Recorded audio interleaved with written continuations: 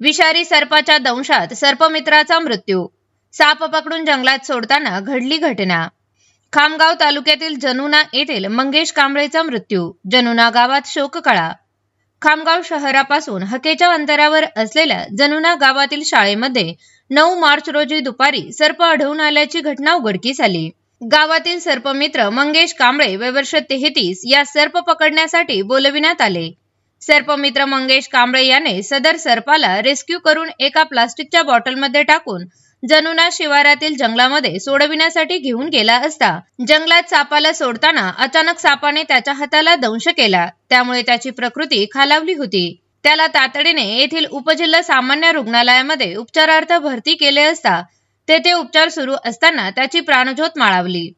सदर सर्प 6 ते 7 फुटाचा होता, तर अत्यंत विषारी कोब्रा नाग असल्याचे निदर्शनास आले. सदर सापासोबत स्टंटबाजी करत असताना ही घटना घडल्याचे प्रत्यक्षदर्शींकडून बोलले जात आहे. मंगेश कांबळे यांच्या या दुर्दैवी निधनामुळे कुटुंबावर शोककळा पसरली असून जनुना गावामध्ये एकच हळ व्यक्त होत आहे.